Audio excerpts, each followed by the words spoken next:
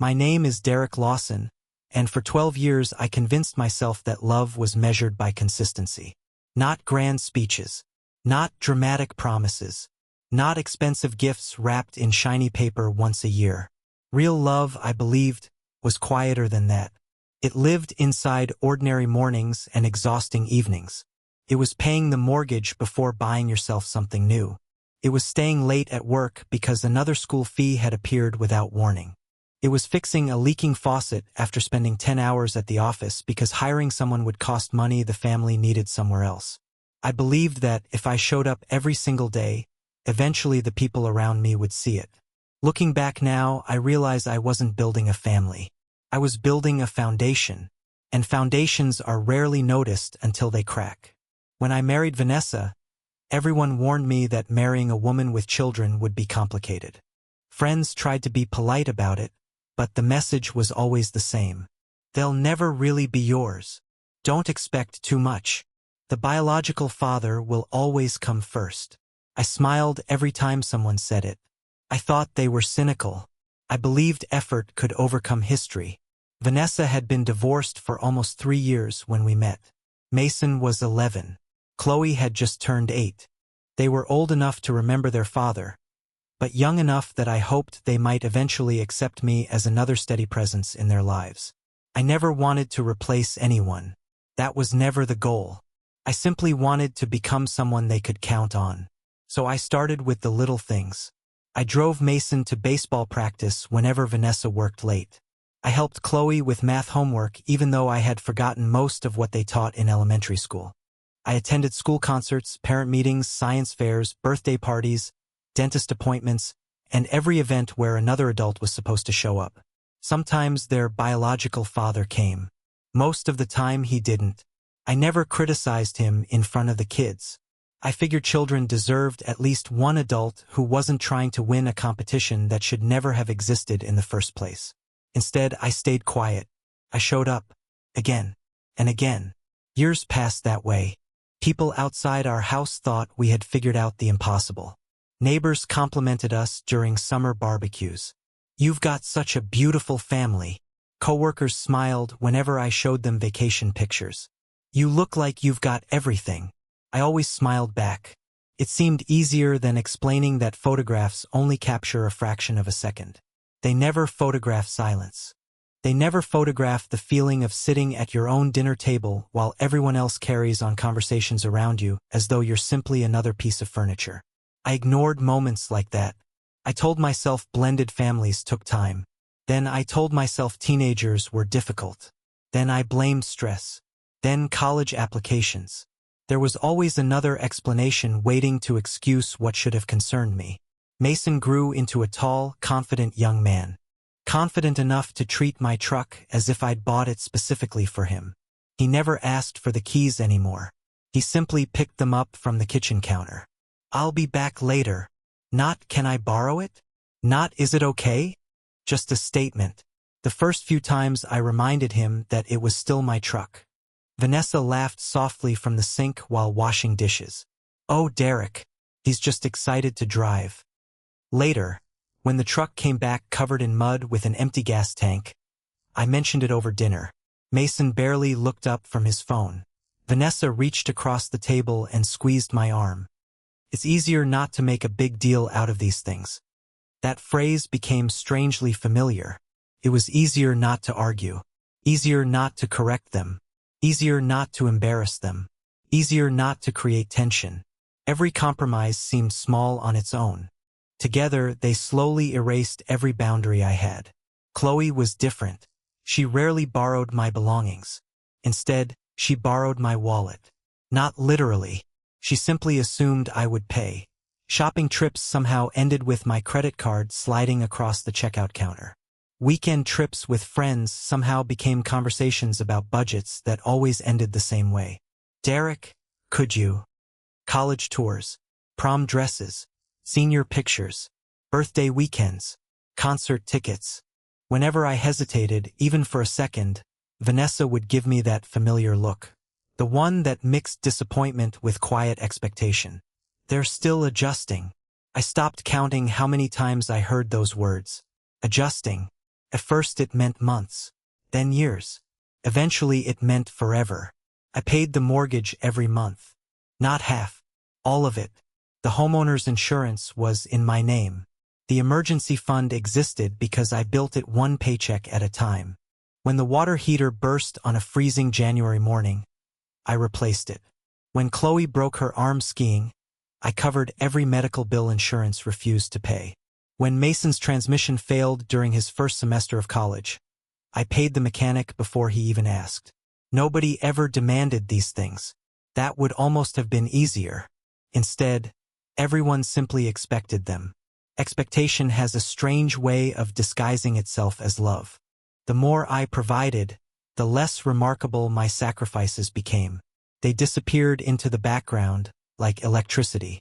Nobody celebrates the lights being on. They only notice when darkness arrives. There were moments that should have opened my eyes. Father's Day dinners where Mason toasted his biological father for always being there, while I quietly paid the restaurant bill. Christmas mornings when every expensive gift somehow carried my receipt but someone else's credit. Family photos where I instinctively stood on the edge because that's where everyone unconsciously expected me to be. Little moments. Forgettable moments. At least that's what I called them. The truth is they weren't forgettable at all. I simply refused to remember them, because remembering would have forced me to ask a question I wasn't ready to answer. Was I actually part of this family? Or was I simply the man financing it? The strange thing about disrespect is that it rarely arrives all at once. It doesn't kick your front door down. It doesn't announce itself.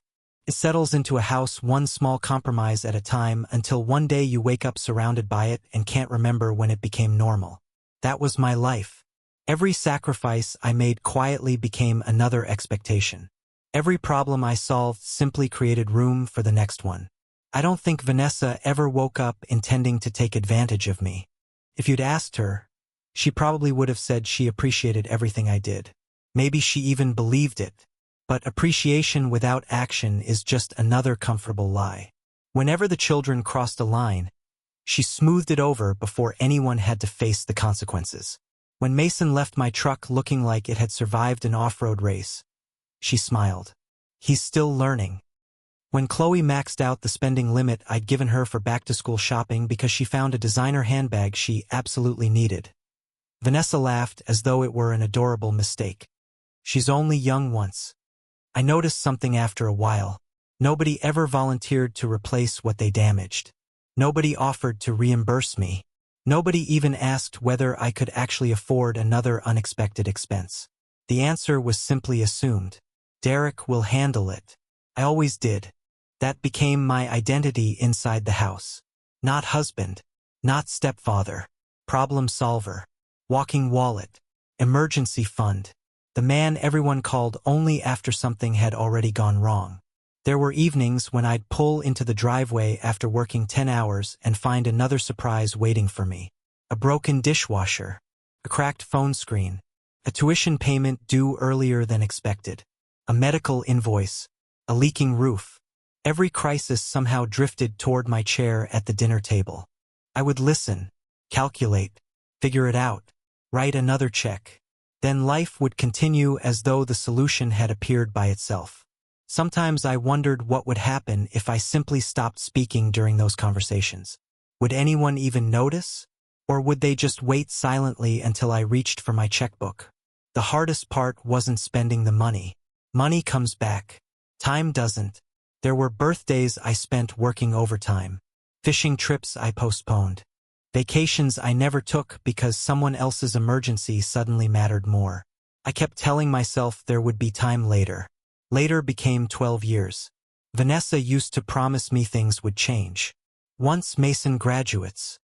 Once Chloe starts working. Once things settle down. Life never settled down. It simply found new ways to become expensive. Meanwhile, something inside the house slowly shifted. I noticed conversations stopping whenever I entered the room. Phones turning face down. Inside jokes I wasn't included in. Laughter that ended just before I reached the kitchen. Tiny moments. Impossible to prove. Easy to dismiss. So I dismissed them. I wanted peace more than I wanted answers. Maybe that was my biggest mistake. Peace built on silence isn't peace. It's surrender. Then came an ordinary Tuesday. Nothing about that morning suggested it would become the dividing line between my old life and the new one. I left for work before 7.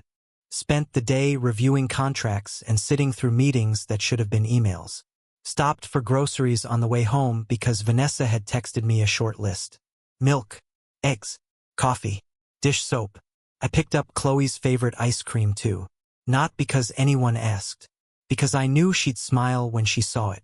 Funny the things you remember afterward. We ate dinner together that evening. Mason barely looked up from his phone. Chloe talked about a weekend trip with friends she wanted to take. Vanessa asked whether I thought we should repaint the guest bedroom. Everything sounded normal. Everything looked normal. If someone had taken a photograph of us right then, they would have seen an ordinary family finishing another ordinary meal. Photographs lie. Later that night, we watched half a movie before Vanessa announced she was exhausted. She plugged her phone into the charger on her nightstand like she always did. "I'll take a quick shower," she said. "I'll be right back." The bathroom door closed. Water started running. I stayed in the bedroom folding laundry while absent-mindedly listening to the shower. Her phone lit up. Just once. The screen glowed brightly enough to catch my attention. Normally, I never looked. There had never been a reason. Trust becomes habit after enough years. But this time my eyes drifted toward the notification almost without thinking. A message. From a group chat. The name made me frown immediately. Life without the stepdad. I actually smiled for a second. It sounded ridiculous. Some internet joke. Some parenting meme group. Maybe a television show discussion with an unfortunate title. Then another notification appeared. Someone had reacted with 3 laughing emojis. A third message followed almost instantly. "He's completely clueless." My smile disappeared. I stared at the phone. The shower was still running. Steam curled beneath the bathroom door. Vanessa couldn't hear anything outside. I looked away, then back again. Every instinct told me to ignore it. Privacy mattered. Trust mattered. A marriage couldn't survive if people started spying on each other. I almost walked away. Almost. Instead, I noticed something that made my stomach tighten. The preview showed Mason's profile picture. Another notification came from Chloe. Then another. Whatever this conversation was. It wasn't random. It was active. Right now. Slowly, almost against my own judgment, I reached toward the phone. Not because I wanted to invade Vanessa's privacy. Because, for the first time in 12 years, I felt something I hadn't allowed myself to feel before. I felt like everyone in my own house knew something that I didn't. I reached for the phone, then stopped. My hand hovered above the nightstand, frozen halfway between curiosity and guilt. For 12 years, I had never checked Vanessa's messages. Not once. I knew her password because she had given it to me years ago when she needed me to answer a text while she was driving. I had never forgotten it, but I had never used it either. Trust isn't built by proving someone has nothing to hide. It's built by choosing not to look when you could. That was the man I believed I was. The man standing beside that bed didn't feel like him anymore. The shower continued running behind the bathroom door, the steady sound filling the silence. I looked toward the hallway, almost expecting Mason or Chloe to walk past the bedroom. The house remained still. Another notification appeared, a string of laughing emojis. Then another. The screen dimmed before I could read anything else. I swallowed hard. If I opened the phone, there would be no going back. Even if I found nothing. Even if the group title turned out to be some stupid inside joke that had nothing to do with me, I'd still be the husband who crossed a line. I almost walked away. Instead, I entered the passcode. The phone unlocked instantly. For a moment, I simply stared at the home screen. Photos of our vacation in Colorado filled the background. Vanessa stood between Mason and Chloe, all 3 smiling into the camera while I held the phone that had taken the picture. I remembered that trip. I'd paid for the cabin, the flights, the rental SUV, every meal, every activity. I had worked weekends for nearly 3 months to make that vacation possible. Looking at the picture now, I couldn't remember whether anyone had thanked me. Maybe they had. Maybe they hadn't. Funny how memories change once doubt enters them. I opened the messaging app. The conversation sat at the very top. Life without the stepdad. 37 unread messages. My pulse quickened. I tapped the chat. The first thing I noticed wasn't what people were saying. It was who was saying it. Vanessa, Mason, Chloe. Only 3 members. Everyone in my house. Except me. I scrolled upward. The conversation hadn't started yesterday. Or last week. The earliest messages were months old. I felt something cold settle in my stomach. This wasn't one bad evening. This wasn't someone venting after an argument. Someone had deliberately created a private space that existed for one purpose. A place where my family talked about me without me. I started reading from the beginning. The earliest messages looked harmless enough. Mason complaining because I'd asked him to refill the truck with gas after borrowing it for the weekend. He acts like I emptied the whole tank face with tears of joy. Chloe replied. He notices everything. Then Vanessa. Just ignore him.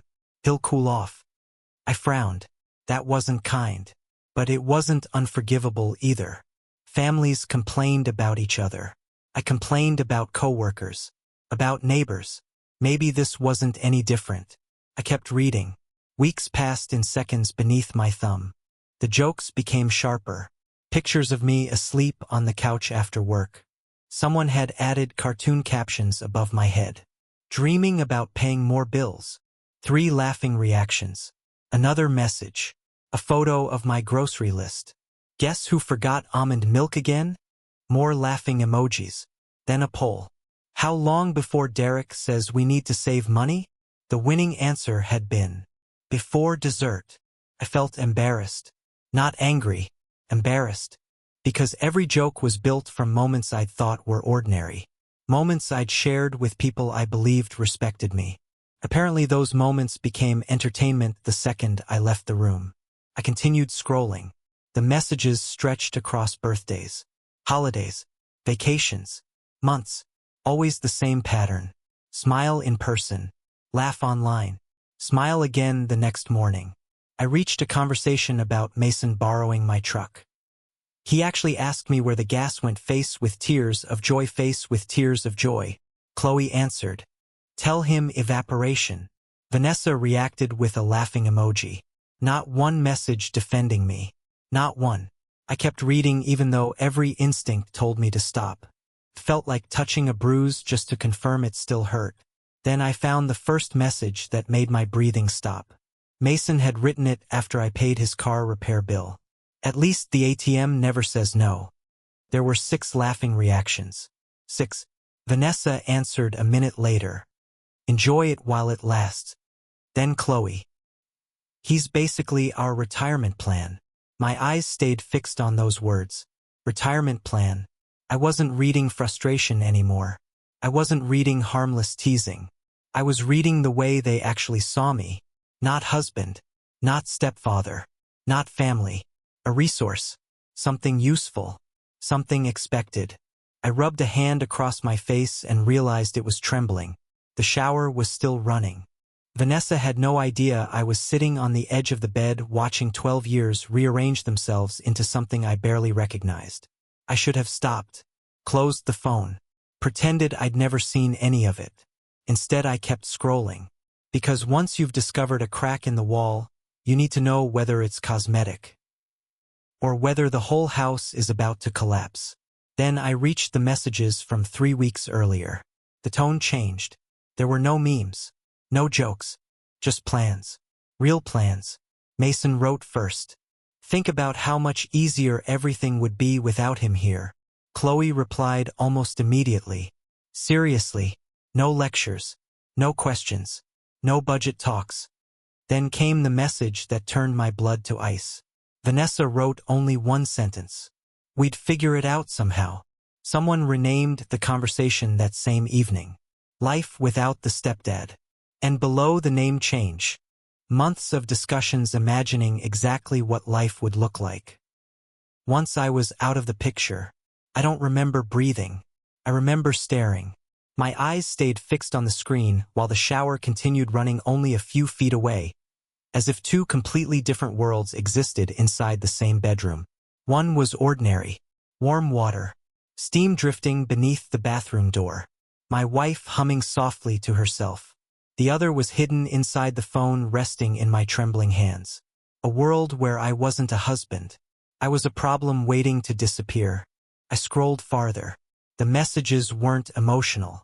That was the part that hurt the most. Nobody sounded angry. Nobody sounded guilty. They were practical, casual, as though discussing weekend plans. Mason started one conversation. If he wasn't around, Mom could finally renovate the kitchen. Chloe answered, and we'd actually have the upstairs bathroom remodeled. Vanessa replied a few minutes later. One thing at a time. Then a laughing emoji. No one questioned the assumption. No one asked where the money would come from. Apparently that part wasn't important. They talked about spending the life I provided while imagining one where I no longer existed. I kept reading. Another conversation. This one after I'd worked nearly every Saturday for 2 months. I remembered that period vividly. The company had landed a massive contract, and overtime became mandatory. I came home exhausted every evening, my shoulders aching, my hands smelling faintly of machine oil and printer ink. I had complained exactly once. Only once. I'd said I hoped things would slow down before Christmas. Now I found that conversation inside the group chat. Chloe had written first. He's always tired lately, Mason answered. Maybe work will finally keep him away more often. Then Vanessa. Don't start. For a second I felt relieved. Maybe she had defended me. Maybe. The next message arrived 20 seconds later. Although, it is quieter when he's working late. 3 laughing reactions, including hers. I closed my eyes. Not because I wanted the pain to stop. Because I wanted to remember whether that Christmas had actually been happy. I remembered decorating the tree, wrapping presents until midnight, putting together a bookshelf Chloe wanted, driving Mason to buy gifts for his friends because his own car was in the repair shop I'd paid for. I remembered smiling. Now I wondered whether they'd laughed about me that night too. Memory became poison. Every happy moment suddenly came with another invisible version hidden beneath it. How many conversations had continued after I went to bed? How many jokes had started the second I left the room? How many smiles had been rehearsed? I scrolled farther. There were photographs, pictures I'd never known existed. One showed me asleep in my recliner after working a 14-hour shift. Someone had zoomed in on the dark circles beneath my eyes. Mason wrote, "Looks like he's powering down face with tears of joy." Another, me mowing the lawn on a 90-degree afternoon. Chloe added, "His favorite hobby is pretending he's indispensable." Then Vanessa, "Leave him alone face with tears of joy. Not a defense. Never a defense. Always another joke." My chest felt strangely hollow. I wasn't reading messages anymore. I was watching 12 years dissolve into something unrecognizable. The man they described inside that chat wasn't me. He was a character. Cheap, predictable, useful. An endless source of money and free labor. Nothing more. I reached another message from only 6 days earlier. Mason had uploaded a screenshot of my calendar hanging in the kitchen. Every square was filled. Work, mortgage payment, insurance renewal, parent-teacher meeting, homeowners association, doctor's appointment, oil change. Someone wrote, "His whole personality is paying bills." Another laughing emoji. Then Chloe, "Imagine adulting without Derek." Vanessa answered almost immediately, "Let's hope we never have to face with tears of joy." I read that sentence 3 times. Let's hope we never have to. The irony almost made me laugh. Even inside the private chat where they imagined life without me, they still depended on me. Not emotionally, financially, practically, completely. That realization settled over me with terrifying clarity. They didn't hate what I provided. They hated the fact that I existed while providing it. If I could somehow continue paying every bill without living in the house. That would have been their perfect arrangement. I kept scrolling. Then I found the conversation from earlier that same evening. Just before dinner. Mason. Think he'll say yes if I ask for the truck this weekend? Chloe. Obviously. He always does. Vanessa. Just wait until after dinner. Mason. Easy. I remembered that conversation. He had asked. I had handed him the keys. Without hesitation. While all three of them already knew about the messages waiting inside this phone. I slowly lowered it into my lap. The room felt different now. Smaller. Colder. The family photographs on the dresser suddenly looked staged. Artificial. Every smiling face accused me of believing something that had never truly existed. Water stopped running. My heart skipped. Vanessa was turning off the shower. In another minute she'd walk back into the bedroom. I looked once more at the conversation. Hundreds of messages. Months of them. Maybe longer. There was no misunderstanding left to chase. No context capable of repairing this. People don't accidentally create a private group called Life Without the Stepdad. People don't accidentally spend months imagining someone else's absence. People don't accidentally laugh together every time that person sacrifices a little more for them. Very carefully I exited the chat, locked the phone, placed it exactly where it had been before. I even adjusted the charging cable so it rested in precisely the same position. Habit. Years of keeping peace had trained me well. The bathroom door opened. Steam drifted into the bedroom. Vanessa smiled as she towel-dried her hair. "You look exhausted," she said. "I am. For the first time in 12 years. Those 3 words carried an entirely different meaning. She leaned over, kissed my cheek, and climbed into bed as though nothing in the world had changed. I kissed her forehead, turned off the lamp, and lay awake in the darkness beside the woman who had spent months planning a future. Without ever telling me I had already become optional.